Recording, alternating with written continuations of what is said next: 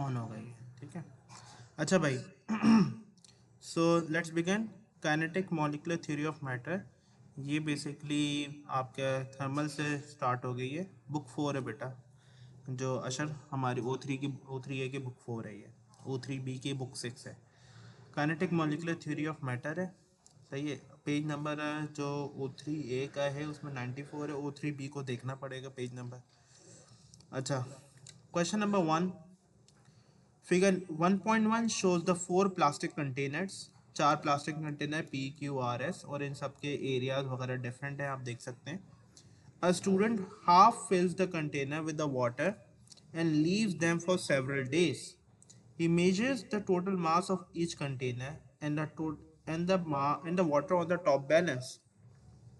अच्छा जी, top and balance at the same time each day for 6 days, 6 दिन तक करता रहता है। The following are the reading obtain. अब डे 1 2 3 4 5 6, इनिशियल डे में इनके ये था, और 1 2 3 4 5 6 में इनका आहिस्ता आहिस्ता करके वो जो है आपका नीचे की तरफ आ रहा है, ठीक है। एक तो ये चीज़ हो गई। अच्छा, आप ये चीज़ ऑब्जर्व करोगे कि आहिस्ता आहिस्ता करके मार्क्स जो है वो क्या हो रहा है, डिक्रीज हो रहा है आपका। Complete the table below to show the loss in mass m after time t for the container P and S. P और S के लिए हमने जो है लॉस ऑफ मास निकालना है। तो ज़ाहिर है P के हिसाब से अगर देखें तो यहाँ पे हमारा लॉस इन मास, जब इनिशियल डे है यानी डे ज़ीरो पे लॉस इन मास ज़ीरो है। डे वन के अंदर जब लॉस इन मास निकालेंगे तो इन दोनों को आपस में सब्ट्रैक्ट कर देंगे, और S के लिए निकालेंगे तो इन दोनों को आपस में सब्ट्रैक्ट कर देंगे। जल्दी से कैलकुलेटर लेते हैं और इसको सॉल्व क्विकली करना शुरू करते हैं, ठीक है। तो मैं अभी थोड़ा जो है डे पी के हवाले से बात कर रहा हूँ। 1378 माइनस 1348, मेरे पास आंसर आ जाएगा 30, ठीक है। 1378 माइनस 1348, सही है। तो पी के मेरी वैल्यू आ जाएगी 30 डे वन की, और एस की वैल्यू आ जाएगी 129, 129 minus 123, that is equal to 6। सही है भाई। सर तो ऐसे इनिशियल रीडिंग को सारे डेज से माइनस कर हाँ, सकते ऐसे माइनस करेंगे, ठीक है। इसी तरह से 1378 माइनस 1316, आंसर आ जाएगा 62। मैं पहले इस वाले को कर लेता हूँ जल्दी से। 1378 ये भी हो गया 16। उसके बाद मेरे 1287 में 91 आ जाएगा, ठीक है। उसके बाद जो है 1253 में 125 आ जाएगा मेरे पास, ठीक है। 1253 हो गया, 1253 भी। उसके बाद 1227 में 151 आ जाएगा मेरे पास, ठीक है। उसके बाद जो है 1192 में मतलब 186 आ जाएगा, ठीक है। अच्छा जी, सर इसमें ना 12 आ रहा है फिर 17 आ रहा अच्छा दूसरे वाले के अंदर 12 आ है रहा जी। है, 17 12 आ रहा है, 17 उसके बाद क्या आ रहा है 24 आएगा। तो 12 17 24, उसके बाद 129 माइनस 101 28 हो जाएगा। उसके बाद लास्ट वाला हो जाएगा आई गेस 34 12, गुड 34 आ गया। तो ये बेसिकली हमारे पास इसकी रीडिंग निकल गई, ठीक है, सही हो गया। अब हम बात करते हैं हमारे ग्राफ। अब आगे ग्राफ, अब ग्राफ में हमारा जो है वो ये कह रहा है, on the grid below plot a graph of M on the Y axis. M हमारा वाई एक्सिस के ऊपर आ जाएगा, और कंटेनर टाइम जो है ऑन एक्स एक्सिस, टाइम हमारा एक्स एक्सिस के ऊपर आ जाएगा, टाइम इन सेकेंड्स। और मास हमारा किस में मेजर हुआ हुआ है, मास इन ग्राम्स में। मास इन ग्राम्स टाइम्स डेज के अंदर मेजर हुआ हुआ है, तो डेज हम लिखेंगे टाइम इन डेज, ठीक है। अब दूसरी चीज़ आ जाएगी, डे 6 है हमारे पास, तो सबसे पहले तो इसको डिवाइड करना पड़ेगा भाई, ठीक है। 1 2 3 4 5, 1 2 3 4 5, 1 2 3 4 5, 1 2 3 4 5, 1 2 3 4 5, 1 2 3 4 5, 1 2 3 4 5, 1 2 3 4 5, 1 2 3 4 5, 1 2 3 4 5, 1 2 3 4 5, 1 2 3 4 5, सही है। 1 2 3 4 5, 1 2 3 4 5, 1 2 3 4 5, 1 2 3 4 5, 1 2 3 4 5, 1 2 3 4 5, 1 2 3 4 5, 1 2 3 4 5 1 2 3 4 5 1 2 3 4 5 1 2 3 4 5 1 2 3 4 5 1 2 3 4 5 1 2 3 4 5 1 2 3 4 5 1 2 3 4 5 सही हो गया। अब डेज जो है हमारे 0 से 6 डेज हैं, तो अगर मिसाल के तौर पे हम यहाँ पे करते हैं ज़ीरो, ये ज़ीरो है, 0 1 2 3 4 5 6, अच्छा नहीं लगेगा, डबल करते हैं 0 1 2 3 4 5 6, दैट्स द गुड वन। तो जल्दी से 1 2 3 4 5 6, ठीक है भाई, ये डेज हो गए हमारे पास। आगे हमारे पास अब जो है ये है 186 तक जा रहे हैं अराउंड, 186 तक हमें लेके जाना है।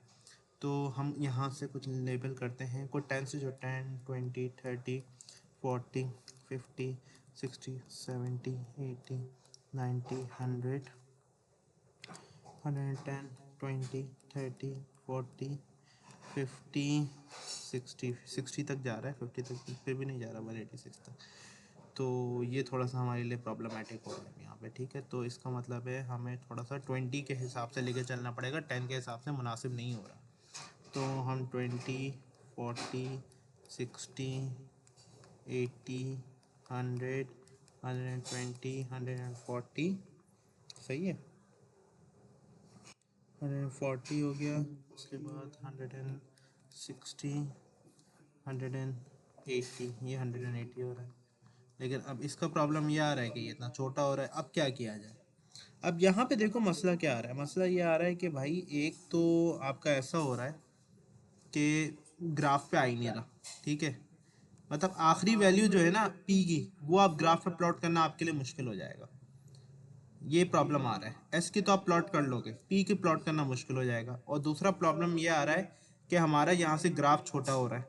अब हम किसको देखेंगे ऐसे केसेस के अंदर? जो है अगर पी की आखिरी वैल्यू आपकी रह भी जाती है तो दैट्स फाइन, इट्स ओके, कोई प्रॉब्लम नहीं है, ठीक है ना।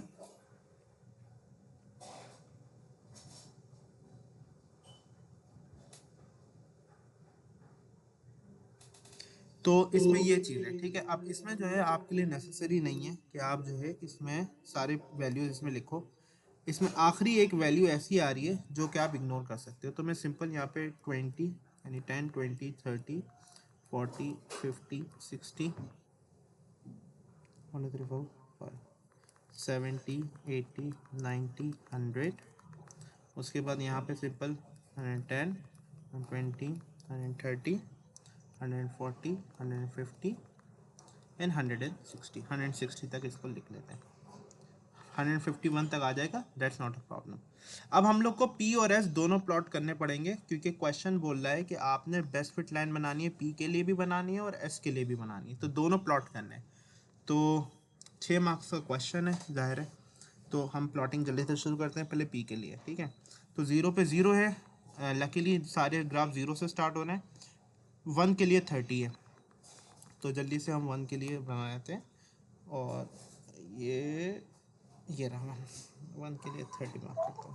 टेबल है ना, आप वो खोलें एक मिनट,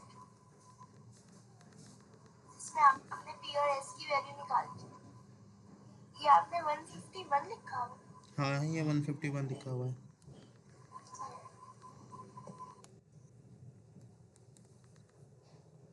ठीक है। तो ये 1 हो गया। 1 के बाद जो है दूसरे के ऊपर है 62, ये दूसरा आ गया, और 62 करना है ना, 62 आ जाएगा यहाँ पे, ठीक है। तो ये 62 हो गया। उसके बाद जो है 3 पे 91, ये 3 है, 3 पे हो जाएगा 91, हाँ, ये 3 है, 91 यहाँ पे आएगा, 3 पे 91 हो गया, ठीक है भाई। उसके बाद 4 पे 125, 4 ये रहा, 100 120 125 यहाँ पे आ जाएगा, 125, ठीक है। और उसके बाद जो है 5 पे 151,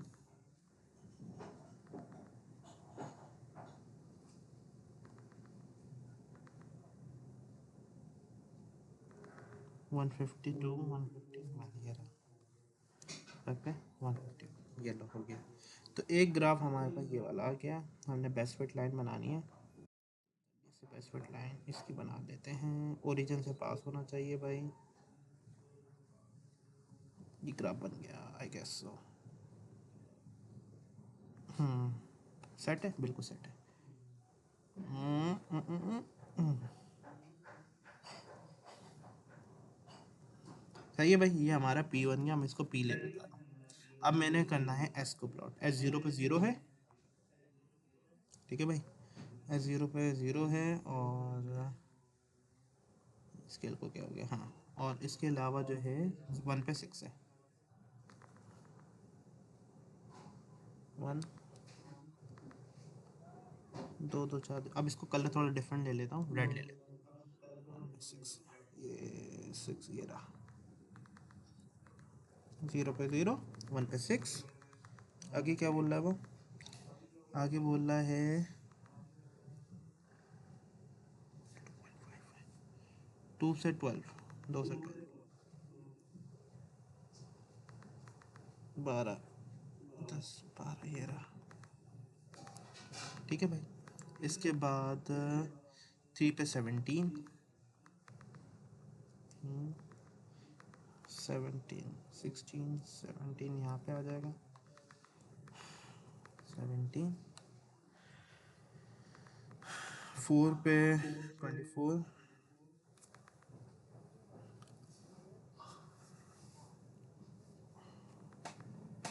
22 24 ये रहा। 2 पे 24 हो गया। 5 पे 28, ये 28 हो गया। और 6 पे 34,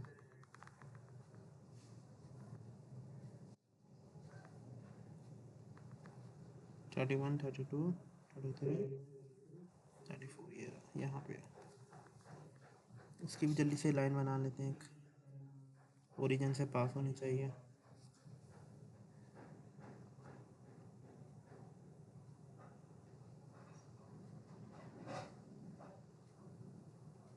परफेक्ट, यस हो गया। और इसको लेबल कर देते हैं एस। भाई हो गया, तो पी भी बना लिया और एस भी बना लिया। अच्छा, मजे की चीज़ ये है कि पी के ऊपर आप एक चीज़ ऑब्जर्व करो कि मास कितनी तेज़ी से गिर रहा है, जबकि एस के ऊपर मास हल्के हल्के घूम गिर रहा है, क्योंकि एस का सरफेस एरिया कम है और पी का सरफेस एरिया ज़्यादा है। तो ये आगे यही क्वेश्चन भी पूछेगा, describe the relationship between M and T. M and T के दरमियान का रिलेशन जो है, अब देखो ये दोनों ओरिजिन से पास कर रहे हैं, तो हम बोल सकते हैं they both are directly proportional. They both are directly proportional, ठीक है, डायरेक्टली प्रोपोर्शनल, क्योंकि ओरिजिन से पास कर रही है, ध्यान में रखना है। और चूंकि 2 मार्क्स का है तो थोड़ा सा मैं इसको इलेबोरेट करूंगा। कि 1 मार्क का होता तो डायरेक्टली प्रोपोर्शनल तक बात खत्म कर सकता था, लेकिन 2 मार्क का तो मुझे इलेबोरेट करना पड़ेगा। इलेबोरेट मैं इस तरीके से करूंगा, with increasing T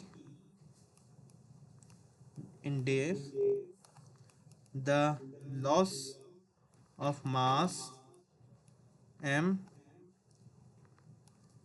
also increase। तो बेसिकली ये मैंने थोड़ा सा एलेबरेट कर दिया कि भाई आपकी ये दोनों वैल्यूज इस तरह से इंक्रीज हो रही हैं। आगे बढ़ते हैं। अच्छा भाई, अब यहाँ पे हमें बोला जा रहा है कि L मल्टीप्लाई बाय W का इस्तेमाल करते हुए आपने नियरेस्ट सेंटीमीटर स्क्वायर के अंदर इसका एरिया निकालना है। तो एरिया निकालने के लिए तो ऑफ कोर्स फिर हम दोनों वैल्यूज़ यानी L भी मौजूद है और W भी मौजूद है, इनको आपस में मल्टीप्लाई करते रहेंगे, ठीक है। यही वाली बात है, कैलकुलेटर निकालते हैं जल्दी से और कैलकुलेट करना शुरू करते हैं। 22.8 multiply by 16.2 that is equal to 369.36, ठीक है। इसके बाद अगली वैल्यू है 18.8 multiply by 11.3 that is equals to 212.44। तीसरी वाली वैल्यू हो गई 13.2 117.48. 117.48 और उसके बाद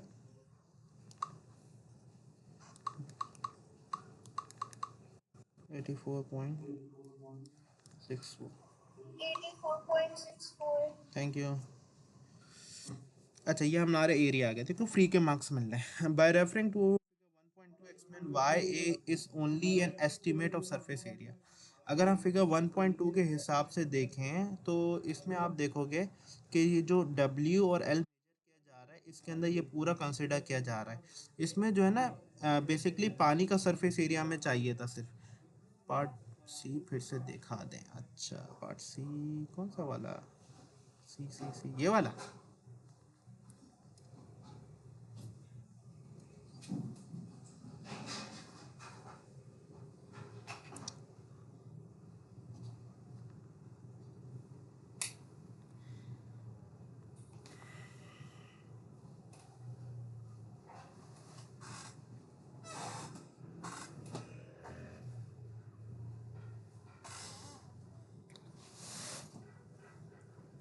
चलो सही है भाई। अब इसमें जो है ना हमने बेसिकली बताना है सरफेस एरिया का जो एस्टिमेट लिया है ये एस्टिमेटेड क्यों है, ये एक्यूरेट क्यों नहीं है। तो इसमें हम देखें थोड़ा डायग्राम के हिसाब से तो जो हमारा यूटेंसिल है इसके एजेस वगैरह भी शामिल हो रहे हैं, आप देख रहे हो। तो हमारी एरिया कैलकुलेशंस के अंदर इसके एजेस वगैरह शामिल नहीं होने चाहिए थे लेकिन यहाँ पे हो रहे हैं। तो हम यहाँ पे सिंपल ये बोल सकते हैं कि thickness of wall of utensil या फिर tray is also being included in calculations। सही है। और भी कई रीजन हो सकते हैं, मार्किंग स्कीम देखना थोड़ा आइडिया मिलेगा चीज़ों का। The student concludes that the rate of evaporation increases with the surface area। explain how your graph in B supports this statement। अब ये हमारे पास जो ग्राफ हमने बनाया है ये हमारा किस तरह सपोर्ट करता है कि भाई हमारा जो है सरफेस एरिया के साथ डायरेक्टली प्रोपोर्शनल होता है।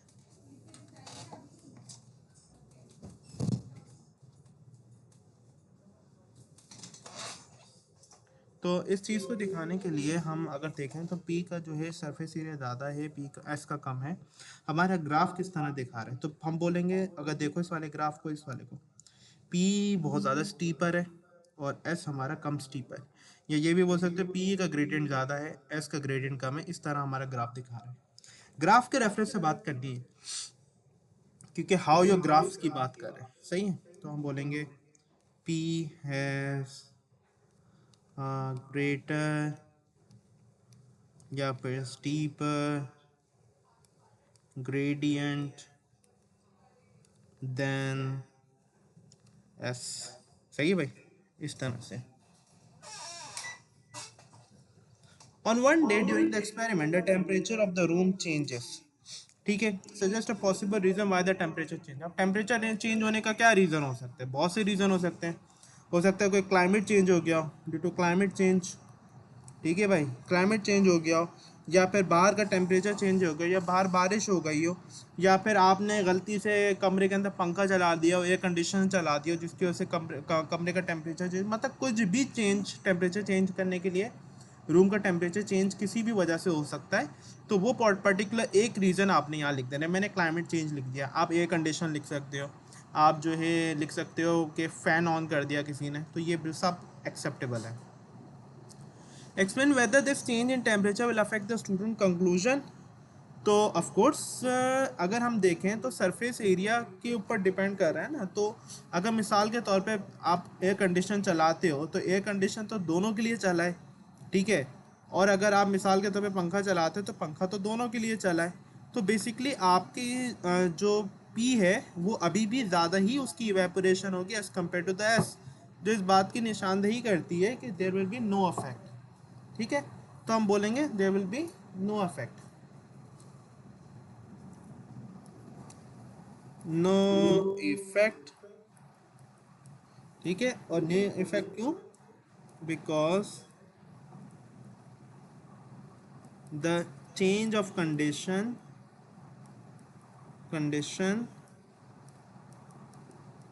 is same for all the trays. Trace बोल सकते हो, यूटेंसिल्स बोल सकते हो, कंटेनर्स बोल सकते हो, जो बोलना चाहो बोल सकते हो, ठीक है। ये क्वेश्चन नंबर 1 हो गया आपका। Question number 2, student investigate the cooling of water. पानी का ठंडा करने को हम इन्वेस्टिगेट कर रहे हैं। Some of the apparatus setup as shown.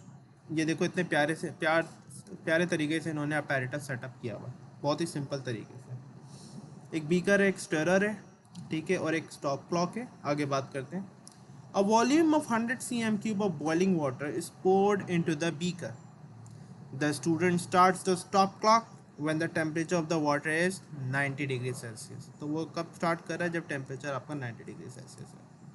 The water is allowed to cool and its temperature degree Celsius is recorded every 2 minutes. Her 2 minute में आपका रिकॉर्ड हो रहा है। On figure 1.1, draw the thermometer in most suitable position for measuring the temperature of water as it cools. तो basically हमने temperature water के thermometer plot करना है ग्राफ के, यहाँ पे अपने डायग्राम के ऊपर। और थर्मामीटर जो हम बनाते हैं वो हमेशा याद रखना, थर्मामीटर बनाया जाता है बिल्कुल बीच में, पानी के बिल्कुल बीच में थर्मामीटर बनाया जाता है। इसको लेबल कर देंगे हम थर्मामीटर, ठीक है। एक चीज़ का बहुत ख्याल करना, ये थर्मामीटर बेस से टच नहीं होना चाहिए, बल्कि बिल्कुल पानी के बीच में होना चाहिए, ये लाजमी है इसका, ठीक है। Suggest a reason why the thermometer should be held in a clamp. Thermometer क्यों आपका क्लैम्प से लगा होना चाहिए, हमने ये बताना है। देखो पर्टिकुलर रीज़न, जैसे मिसाल के तौर पे वी डोंट वांट कि it should touch the base of the beaker, पहली चीज़, ठीक है, वो हमारे बेस ऑफ द बीकर को टच ना करें, क्योंकि हमेशा जो है सेंटर ऑफ द वाटर के ऊपर थर्मामीटर होता है। तो यही पर्टिकुलर रीज़न हम इसमें लिख देंगे, जिस सेंस के साथ हमने लिखा है, that thermometer should not touch the base of beaker and it remains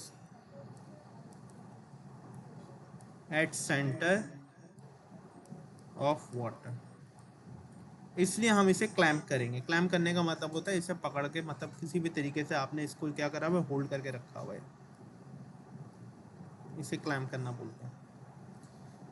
define how the students avoid the parallax error while reading the thermometer. अब सिंपल सी बात है, वो पैरालैक्स एरर को किस तरह अवॉइड करेगा? इस बात को इंश्योर करके कि उसकी जो आई है वो बिल्कुल जो है रीडिंग के 90 डिग्री के ऊपर हो, ठीक है। तो हम इसको ये बोलेंगे, सर तो थर्मामीटर ये हम हैंग करते हैं क्या? हाँ ये थर्मामीटर हैंग किया जाता है बेटा। तो describe how the student avoids the parallax error when reading the thermometer. हम इसको किस तरह बोलेंगे?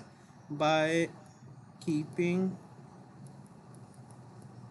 his line of sight perpendicular to the reading। ये वैसे रटा रटाया आंसर है पैरालैक्स एरर को अवॉइड करने के लिए। एक दो तरीके हमने पहले भी डिस्कस किए हैं, जिस तरह स्केल वगैरह का इस्तेमाल। यार स्केल का इस्तेमाल करना ना मुनासिब नहीं होगा, पता है क्यों? स्केल का इस्तेमाल हम नॉर्मली तब करते हैं जब हमें जो, हाँ नहीं पता, मैं बताता हूँ स्केल का इस्तेमाल बेहतर कब होता है? स्केल का इस्तेमाल तब बेहतर होता है जब तुम दो चीज़ों का कंपैरिजन कर रहे हो। जैसे मिसाल देता हूँ तुम्हें, ये देखो, अब यहाँ पे ना वाटर लेवल और इसके दरमियान गैप है ना, तो इनको मैच करने के लिए स्केल का इस्तेमाल किया जा सकता है, सही है। यानी जहाँ पे गैप आ जाए ना दो चीज़ों के दरमियान, वहाँ स्केल का इस्तेमाल होगा। इस तरह एक और एग्जांपल देता हूँ मैं, मिल जाएगी अभी, जहाँ हमने कौन सा वाला क्वेश्चन किया था, वो ये वाला क्वेश्चन। यहाँ पे भी देखो, यहाँ पे जो मार्कर है और स्केल है इसके दरमियान गैप है ना, तो इसकी परफेक्ट रीडिंग लेने के लिए स्केल का इस्तेमाल कर सकते हो। समझ रहे हो? तो अगर सिंगल रीडिंग लेनी हो ना, किसी एक चीज़ की रीडिंग सिर्फ पढ़नी ही हो जैसे, तो वो उसके लिए बेहतर है कि पैरेलैक्स एरर वाली चीज़ के अंदर ना वही आंसर लिखो जो मैंने अभी लिखा है। लेकिन अगर दो चीज़ों का कंपैरिजन करना हो ना, तो फिर इस तरीके से स्केल के इस्तेमाल के वाली बात आप लिख सकते हो। और वो बेहतर ऐसे केस के अंदर जो हमने पीछे अभी डिस्कस किए, जो जिसमें मैंने अभी एग्जाम्पल दिए, इसमें स्केल वाले इस्तेमाल ज़्यादा बेहतर है। बाकी इसमें तो सिर्फ रीडिंग पढ़नी है ना, इसमें स्केल का इस्तेमाल करके ऐसा फ़ायदा नहीं मिलना। अच्छा जी, B1 आपका बोल रहा है the stop clock measure the near to the nearest second suggest why in this experiment the student does not need to use digital stop watch measuring 0.01 second.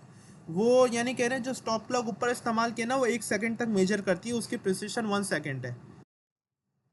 ठीक है, वो कह रहा है कि भाई हम ऐसी डिजिटल स्टॉप क्लॉक क्यों नहीं इस्तेमाल कर लेते जिसका प्रिसिशन 0.01 सेकंड हो। तो ये बेसिकली इसका क्वेश्चन है यार। हमारा जो टाइम रिकॉर्ड हो रहा है ना, वो एवरी 2 मिनट्स में रिकॉर्ड हो रहा है। 2 मिनट्स बहुत बड़ा टाइम होता है, इसके अंदर तकरीबन 120 सेकेंड्स होते हैं। तो अगर 0.01 सेकेंड्स तक टाइम रिकॉर्ड करोगे ना, तो बहुत बहुत ज़्यादा एक्यूरेट हो जाएगा। इतनी एक्यूरेसी फ़िलहाल इस एक्सपेरिमेंट में रिक्वायर्ड नहीं है। तो मतलब वो यूजलेस बात हो जाएगी। मतलब 1 सेकेंड की एक्यूरेसी तक भी अगर आप रिकॉर्ड कर रहे हो ना, that is much more enough. ठीक है, तो इसकी रिक्वायरमेंट नहीं है। तो रिक्वायरमेंट जब नहीं है तो फिर इस्तेमाल करने का कोई तुक नहीं बनता। तो बेसिकली हम अपने इक्विपमेंट भी ना एक्सपेरिमेंट में उसकी तरह इस्तेमाल यूज़ करते हैं जितनी की नीड होती है। ज़्यादा एक्यूरेट हर दफ़ा इस्तेमाल नहीं किया जाता, जितनी की ज़रूरत है उतनी की इस्तेमाल किया जाएगा। तो हम यहाँ पे लिख देते हैं simple, the precision provided by the digital stopwatch is not required। और क्यों रिक्वायर्ड नहीं है उसका रीज़न लिखना है, because the time interval is large, that is 2 seconds, 2 minute sorry. तो वह इनसिग्निफिकेंट हो जाता है बेसिकली हमारे लिए ना, इतने बड़े टाइम के लिए इतने ज़्यादा प्रिसाइज चीज़ इस्तेमाल करना। Explain why the stop student places the stop clock near the beaker. अब वो कह रहे हैं स्टॉप क्लॉक को बीकर के करीब क्यों प्लेस किया जा रहा है, ये बता। जाहिर है भाई, रीज़न क्या होगा यार, ताकि अगर उसको टाइम मेजर करना हो, टेम्परेचर मेजर करना हो, तो वो जल्दी से आराम से कर सके, इजीली दोनों को एक्यूरेटली मेजर कर सके। इसके अलावा और क्या रीज़न हो सकता है। तो बेसिकली यही है। हाँ, तो वही वाली तो यही वाली चीज़ें आ गई ना, ताकि तुम एक जल्दी से रिएक्ट कर सको, टाइम को और टेम्परेचर को जल्दी से रिकॉर्ड कर सको। ठीक है, तो यही रीज़न बेसिकली आपने लिखना है कि आप सही से टाइम को देख सको, नोटिस कर सको थर्मामीटर को। तो हम यहाँ लिख देते हैं, so that student can measure time and temperature accurately. अच्छा, ये एक चीज़ इम्पॉर्टेंट है, एंड टेम्परेचर और टाइम दोनों के बारे में बात करनी है, एक के बारे में बात नहीं करनी है, क्योंकि वो दोनों ही एक दूसरे के करीब होंगे। वो दोनों रीडिंग लेना इंपॉर्टेंट है। तो अगर किसी ने बंदे ने एक लिखा ना, तो वो गलत हो जाएगा। अच्छा भाई, इसके बाद आपने ग्राफ प्लॉट करना है। सही है। अब ये इंटरेस्टिंग ग्राफ है। वैसे मेरा सोच रहा था मैं इसको स्किप कर दूं, लेकिन यहाँ पे थोड़ी सी चेंज है ग्राफ के अंदर, तो मुझे थोड़ा सा इसको डिस्कस करना इंपॉर्टेंट है। A student record his result in table 1.2 shows the student's result table time in minutes से 2-4-12 तक। और टेम्परेचर की खसूसियत देखें, टेम्परेचर 90 से शुरू होकर 55 डिग्री सेल्सियस तक जा रहा है। और figure 1.3 plot the graph theta on Y axis, तो थीटा वाई एक्सिस में आ जाएगा, and time in minutes and on X axis. अब मजे की चीज़ देखें, start your graph from 40 degree Celsius and time equals to zero. Temperature को 40 डिग्री सेल्सियस से स्टार्ट करना है आपने। तो पहले मैं जल्दी से इसको लेबल भी कर देता हूँ इन डिग्री सेल्सियस और टाइम इन मिनट्स, और जल्दी से फिर इनको डिवाइड भी करना पड़ेगा। 1 2 3 4 5, 1 2 3 4 5, 1 2 3 4 5, 1 2 3 4 5, 1 2 3 4 5, 1 2 3 4 5, 1 2 3 4 5, 1 2 3 4 5, 1 2 3 4 5, 1 2 3 4 5, 1 2 3 4 5, 1 2 3 4 5, 1 2 3 4 5। सही है। मतलब तुम लोग को पॉसिबल करवाते करवाते देख लो स्पीड आ गई है, तो स्पीड आपकी भी आ जाएगी, आप प्रैक्टिस करते रहोगे तो। 1 2 3 4 5, 1 2 3 4 5, ये 6 बॉक्सेस कर दिए, तो ये हमें सही करना पड़ेगा। 1 2 3 4 5, 1 2 3 4 5, 1 2 3 4 5, 1 2 3 4 5, 1 2 3 4 5, 1 2 3 4 5, 1 2 3 4 5, 1 2 3 4 5, 1 2 3 4 5, 1 2 3 4 5, 1 2 3 4 5, 1 2 3 4 5। सही है भाई, ये हमारा डिवाइड हो गया 3 4 5। अब टाइम वो बोल रहा है 16 तक जाना है, टाइम 12 तक जाना है। 2 2 4 2 6 2 8 2 10 2 12, इसका मतलब डबल कर सकते हो। 1 2 3 4 5 6 7 8 9 10 11 12। ग्राफ तो मैंने इतनी दफ़ा करवा दिया है कि मुझे अब उम्मीद है कि ग्राफ बनाने में गलती नहीं होगी इंशाल्लाह।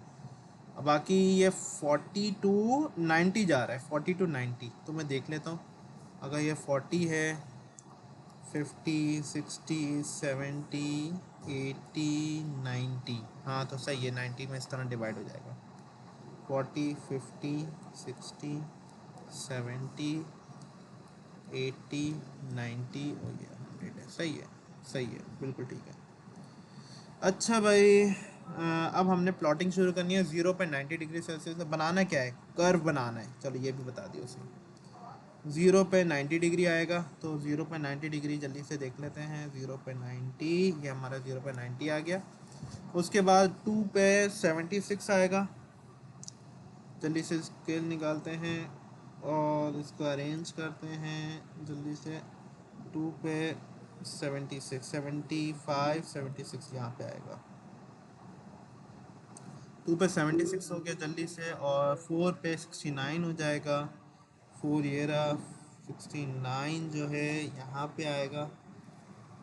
सही है, 4 पे 69 हो गया। आगे जो है 6 पे 65 हो जाएगा।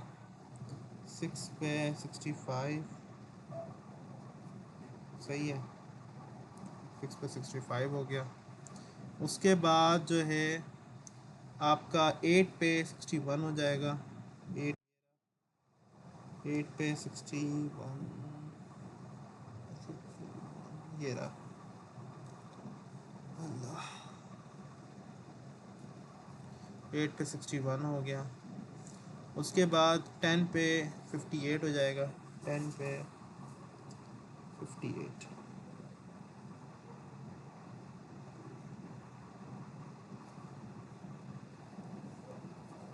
10 पे 58 हो गया। उसके बाद 12 पे 55 हो जाएगा।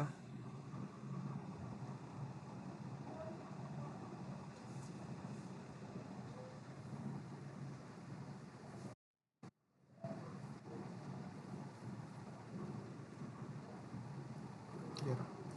तो ये हमारे ग्राफ का हिस्सा बन रहा है पूरा।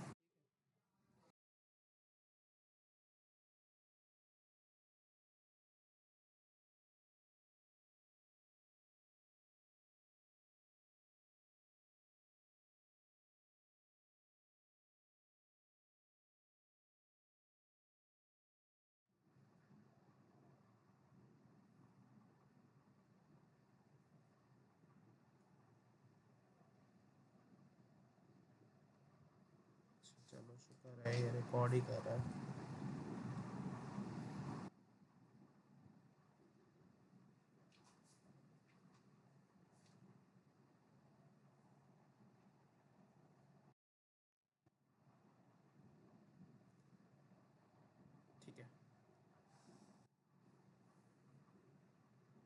तो ये बेसिकली हमारे पास ये पूरा बन गया। अब हमने जो है ना इसको प्लॉट करना है।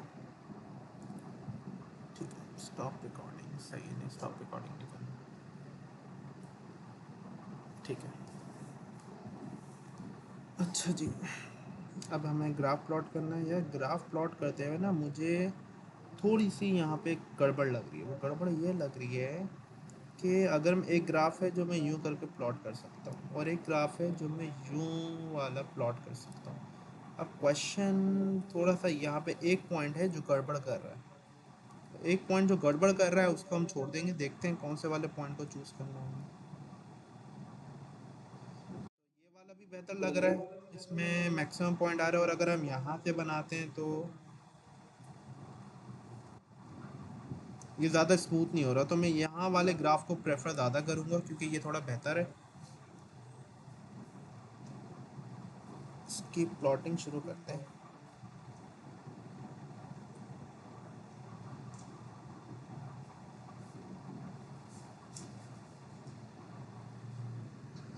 सर मुझे सर मेरा जो ग्राफ आ रहा है वो बिल्कुल परफेक्ट आ रहा है कर्व के हिसाब से। यार हो सकता है कि मेरे से प्लॉटिंग में ऊपर नीचे हो गया हो थोड़ा सा।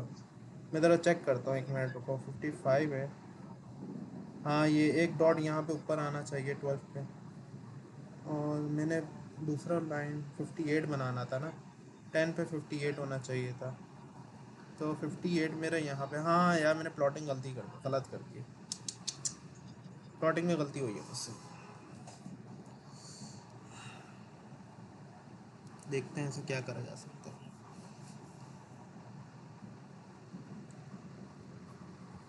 चलो तुम लोग बल्कि इसको खुद से प्लॉट कर लेना यार, थोड़ा सा। मुझे अगर मैं प्लॉट करने बैठूंगा तो और टाइम निकल जाएगा इसमें। 6 पे कितना आ रहा था? 6 पे 65 आ रहा था, 6 पे 65 आ रहा था, 7 पे 61 आ रहा था, 7 पे 61 आ रहा था, 61 के बाद 58 नीचे आना चाहिए। और यहाँ वाले पॉइंट में मसला हो। चलो मैंने पकड़ लिया पॉइंट, एक ही पॉइंट में मसला हुआ ऐसे। वो है ये वाला पॉइंट, 10 वाले पॉइंट पे। 10 पे मेरा 58 पे आना चाहिए था, तो मैं जल्दी से 10 पे जो है ना 58 कर देता हूँ। ये रहा 10 और 58, 10 ये रहा, यहाँ पे आना चाहिए ये रहा। और उसके बाद जो मेरा अगला पॉइंट है वो 12 पे 55 आना चाहिए। 12 ये रहा, 12 पे 55 यहाँ पे आ जाएगा। हाँ सही कह रहे हो रैन, परफेक्ट है। शुरुआत में कर्व होगा, हल्का सा कर्व होगा फिर। हाँ नहीं नहीं सही बोल रहे हो गया, सही परफेक्ट आ गया।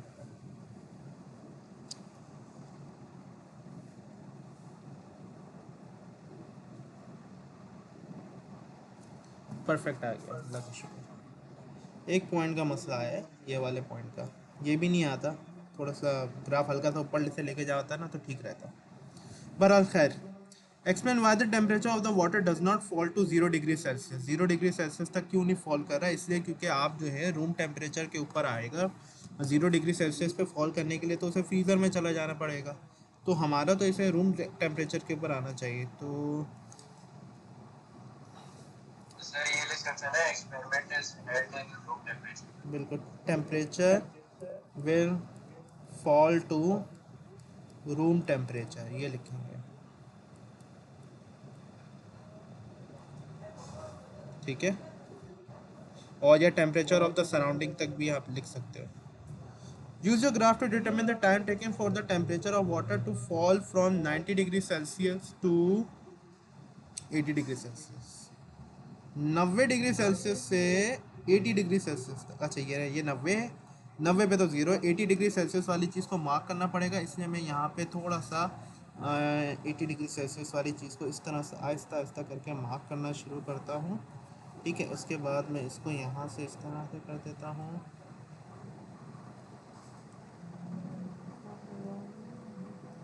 सर मेरा 1.4 आ रहा है।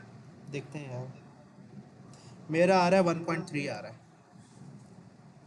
ठीक है, करीब करीब अलाउड है। तो इसके अंदर रेंज दी हुई होगी ना। बिल्कुल रेंज होगी। 1.4 भी करेक्ट है, 1.2 1.4 इसके दरमियान मेरे ख्याल से करेक्ट मान लिया जाएगा। The experiment is repeated with the same volume of water in a wider beaker. पानी का वॉल्यूम सेम है लेकिन बीकर वाइड है, as shown in figure 1.4. State and explain the effect of using the wider beaker on the time taken for the temperature.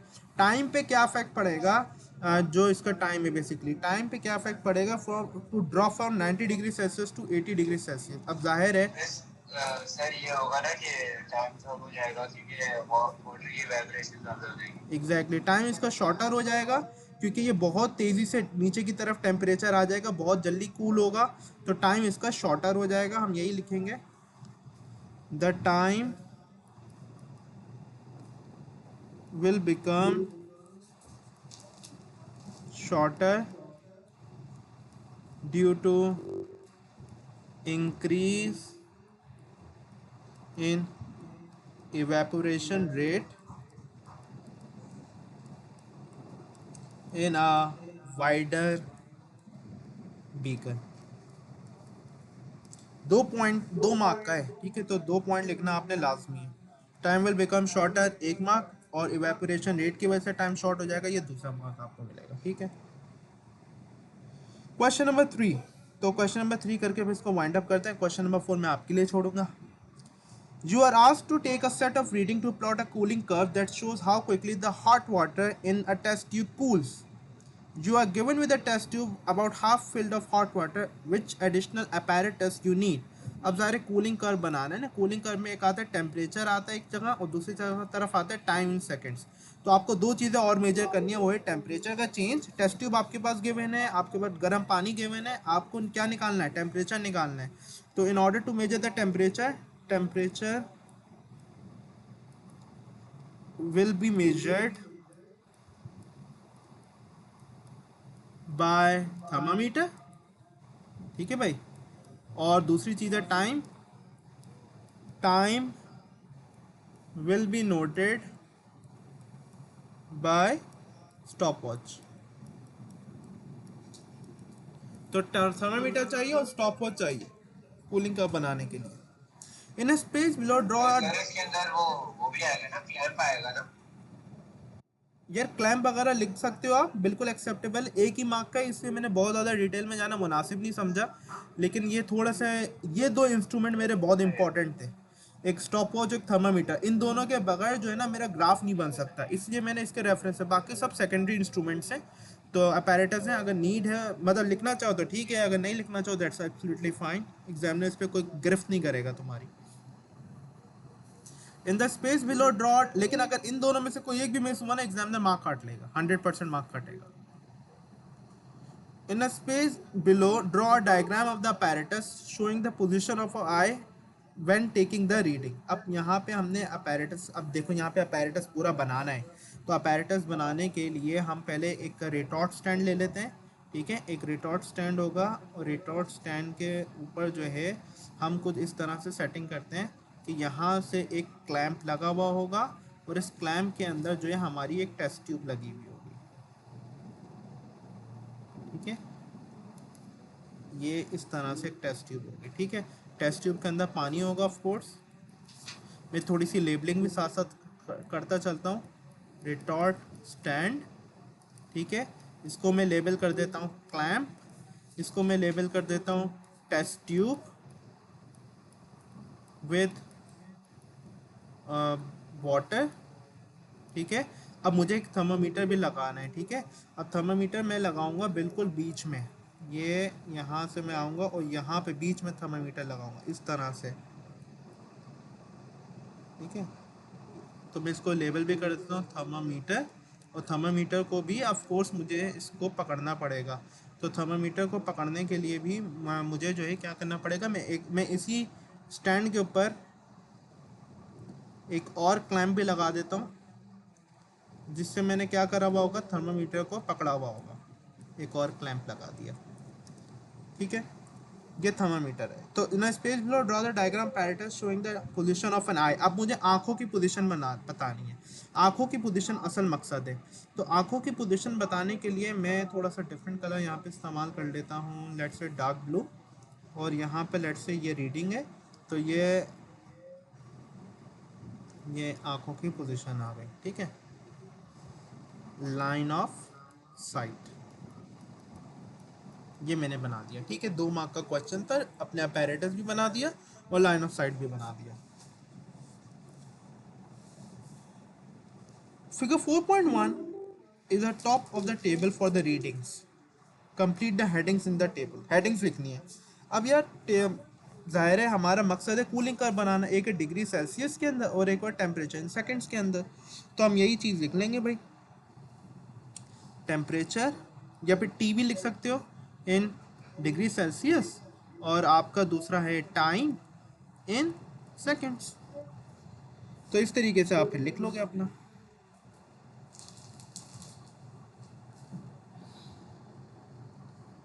Suggest 2 ways in which the apparatus is arranged to make the reading accurate.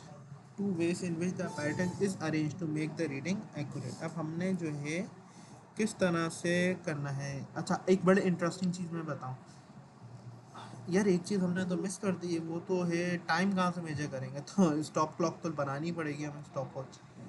तो हम एक stop watch भी बना लेते हैं अपने लिए, एक इस तरह से स्टॉप वॉच, ये टक टक टक टक टक टक, और इसको लेबल कर देते हैं स्टॉप वॉच। ठीक है, स्टॉप वॉच। तो हम लोग पहले ही क्या एक अरेंजमेंट कर सकते हैं कि हमारा जो एक्सपेरिमेंट एक्यूरेट हो जाए। कोई सजेशंस हैं आप लोग के पास?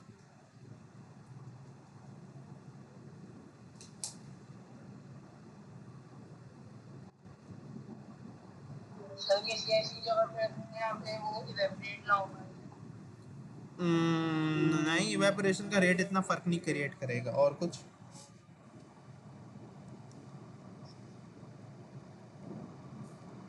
मेन हमारा एरर कौन सा आता है जब भी कोई रीडिंग लेते हैं तो? सर ह्यूमन एरर आता है। ह्यूमन एरर नहीं है, हम उसका स्पेसिफिक नाम रखते हैं, उसको स्पेसिफिक नाम चाहिए। नहीं, वो कहलाता है पैरालेक्स एरर। रीडिंग लेते हुए हमारा एरर जो आता है वो पैरालेक्स एरर आता है। तो हमने पैरालेक्स एरर को अवॉइड करना है, सबसे पहला पॉइंट तो ये हो जाना चाहिए हमारा। अब पैरालेक्स एरर को अवॉइड करना है हमने क्या, किस बात को इंश्योर करते हुए कि लाइन ऑफ साइट जो है हमारी परपेंडिकुलर होनी चाहिए रीडिंग के। तो हम सबसे पहले ये करते हैं, avoid parallax error by keeping line of sight perpendicular to the reading। और क्या रीजंस हो सकते हैं? एक और रीजन लिखना है।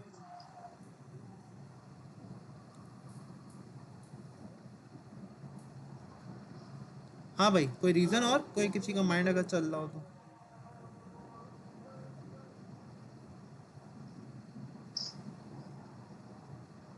नहीं, रीजन समझ में आ रहा, मैं तुम्हें एक आइडिया देता हूँ। यहाँ पे हमने क्या किया था इसको ज़्यादा एक्यूरेट बनाने के लिए, सबसे आखिरी वाला क्या था? Explain why the student places the stopwatch close to the beaker so that the student can measure time and temperature accurately. तो दूसरा तरीका क्या हो सकता है? हाँ भाई, कोई है क्या जवाब देने वाला? लगता है सब घबरा रहे हैं। स्टॉपवॉच को हम लोग करीब रखेंगे बस करीब रखेंगे, एक्सपेरिमेंट।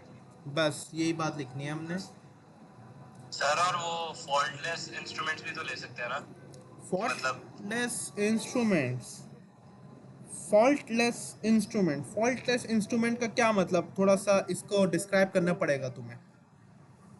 मतलब रजिस्टर वगैरह सही हो, जिसकी रीडिंग सही लिखी हुई हो।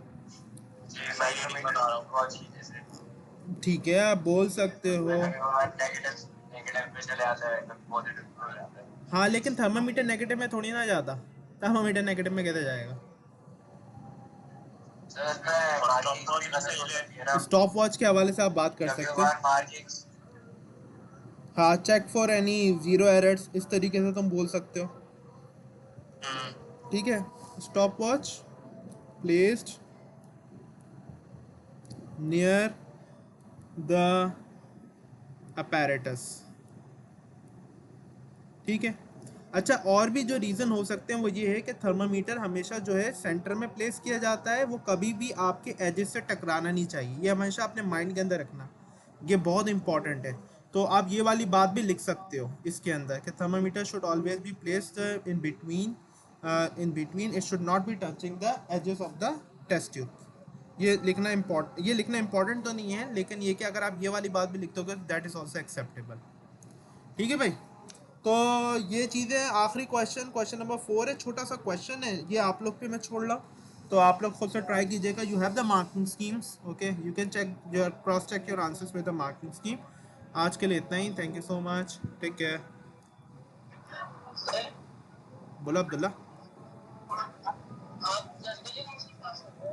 इलेक्ट्रिसिटी की रिवीजन? नहीं नहीं, थियोरेटिकल रिवीजन है वो। सही, ओके, अल्लाह हाफिज़, अल्लाह हाफिज़।